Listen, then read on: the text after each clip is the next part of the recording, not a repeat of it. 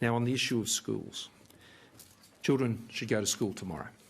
There is no change to the medical expert advice in relation from the AHPPC panel, the medical expert panel from the states and territories in their advice to the National Cabinet in relation to the health advice.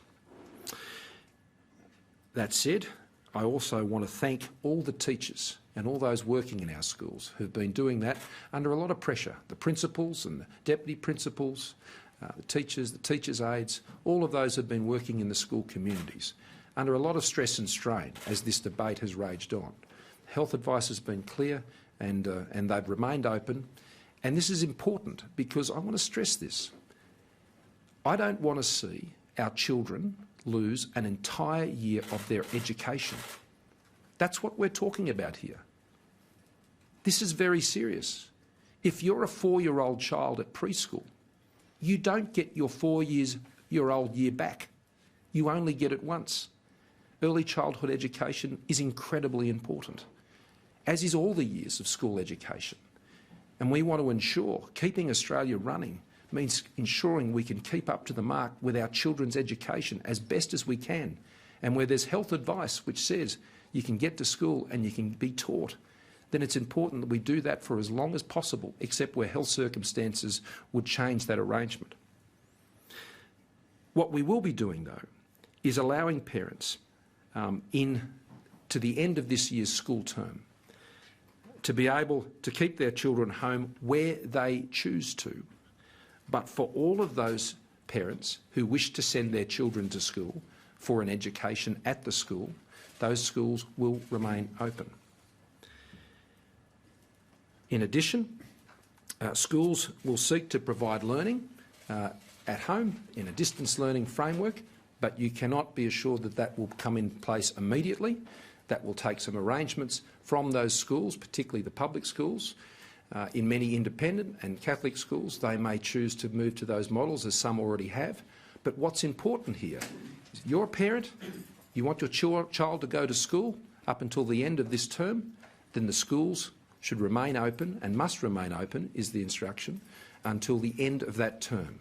Now, Victoria has already taken the decision to end the term over the course of this week. Their term was due to end on Friday anyway, and they've brought that forward to Tuesday, which is actually a pupil-free day for the teachers, and I understand they'll also be working on how they will be able to deliver potential distance learning models in the future.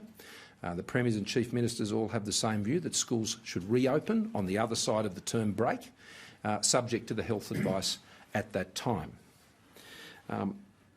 Parents who make the decision for their children to remain at home must take responsibility for those children. Those children are staying at home. It's not an excuse for them to go down the shopping centre or to go and congregate somewhere else or potentially put themselves in contact with the vulnerable and elderly population. If you choose to keep your child at home, you are responsible for the conduct and behaviour of your children. That is always the case for any parent. But particularly in this case, it is important that they observe the strict social distancing arrangements that have been advised to the public. This term break will be like none other. This won't be a holiday, as it's normally known, for the break in term. There won't be trips interstate. There won't be those holiday normal type arrangements. There won't be congregating up at the trampoline venue or whatever it happens to be. That won't be happening. It won't be a holiday as anyone has ever known it. And it's important that I think families and households understand that, because over the course of the term break, we need to ensure that we continue to follow the very strict rules around social distancing. This is a critical time, an absolutely critical time. The decisions that parents make, that we all make over the course of the next few weeks in particular, could very seriously determine the trajectory that Australia continues to go on in relation to the coronavirus. So I would seek and implore Australians to follow this advice. You will be saving lives and you'll be saving livelihoods.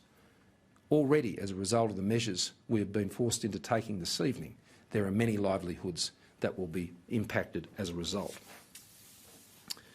So they are the measures that we've arrived at tonight. It was an important discussion to have, and we've been able to come to an agreement between all of the states and territories as to how we proceed on those issues. We will meet again on Tuesday night.